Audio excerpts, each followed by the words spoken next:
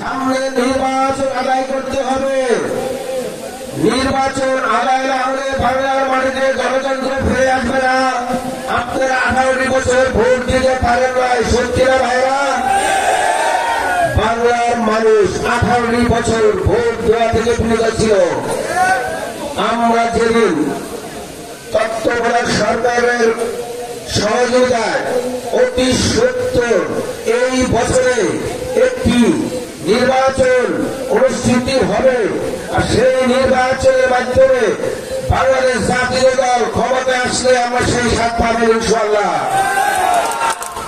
প্রিয় ভাইরা, আজ এই সন্ন্যাসীর মাটিতে আমি একটি শহীদ পরিবারকে ওয়াদা দিয়েছিলাম আজ থেকে 5 মাস 6 মাস আগে, যে আমি আপনাদেরই সন্ন্যাসীর আসবো। যেদিন আমি সন্ন্যাসীর আসবো সেদিন প্রথম আমি আপনার বাড়িতে যাব এবং আমার শহীদ হৃদয়ের মাজার জিয়ারত করব। আজ কিন্তু আমি আপনারা দেখেছেন, আমার ওয়াদা রেখেছি। আমি সন্ন্যাসীর এসে তার বাড়িতে গিয়ে নামেছি, তার বাড়ি পাড়া দিয়েছি, তার মাজার জিয়ারত করেছি। আমি তার ব্যতীত বা পিতা মাতাকে ধন্যবাদ জানাইছি, স্মরণ জানাই আসছি। আমি ওয়াদা দিয়ে আসছি তার অবস্থানটাকে আমি পাকাপোক্ত আমার নিজের অর্থায়নে করে দিয়ে আসবো। প্রিয় ভাইরা, আপনাদের আরেকটি দাবি দেখলাম, আপনাদের ইউনিয়নে একটি মসজিদ হবে এই যে পাশে। আমি ওয়াদা দিয়ে গেলাম আমার সমস্ত সর্বাধিক সাহায্য থাকবে মসজিদের প্রতি, যাতে করে আমি সাথে থেকে সমস্ত করবো ইনশাল্লাহ।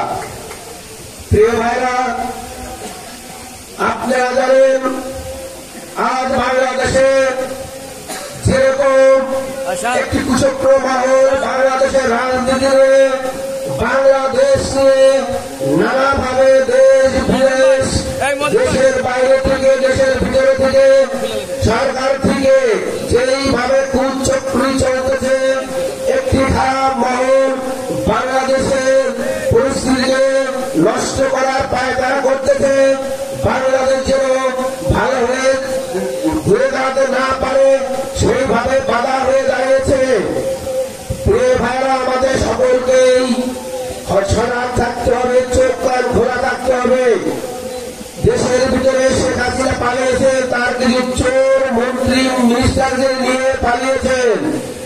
এখনো কিন্তু দেশের মাটিতে শেখ হাসিনা ওই হেলমেট বাহিনী, যারা এই হেলমেট পরে আমাদের ভাইকে ছাত্র জনতাকে রাজপথে গুলি করে লেলিয়ে দিয়েছিল, তারা কিন্তু বাংলার আনাচে কাছে এখনো আছে। শেখ হাসিনার চোর মন্ত্রিসভার কিছু পালিয়েছে, কিছু কিন্তু এখনো বাংলার মাটিতে আছে। আমরা বর্তমান সরকার মিলে তাদেরকে খোঁজা শুরু করেছি মাত্র।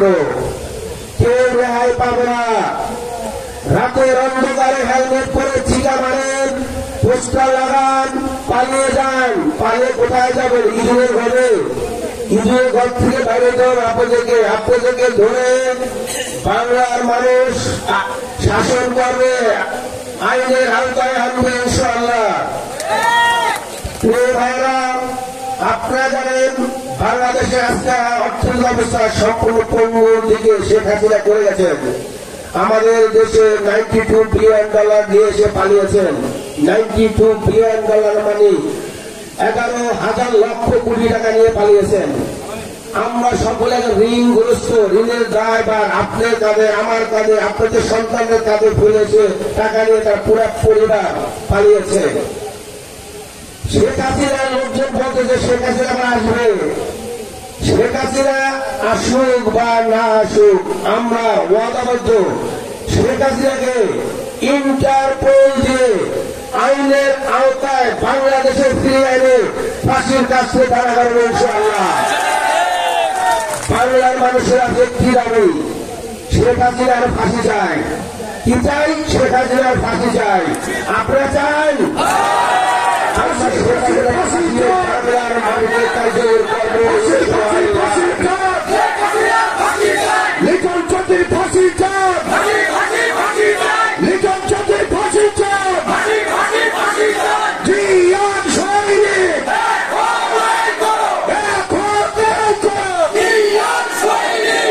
প্রিয় ভাইরা, আপনারা জানেন গতকালকে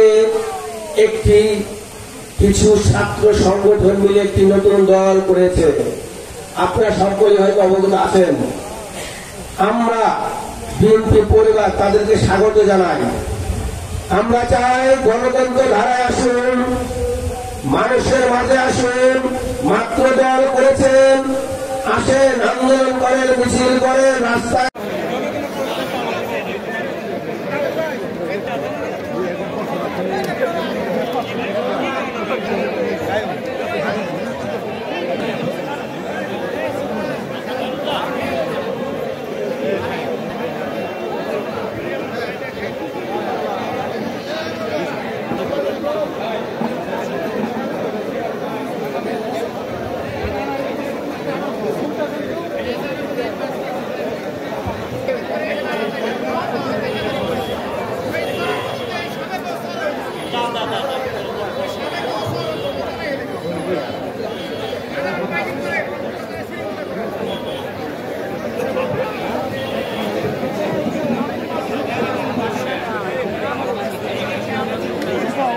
Yeah.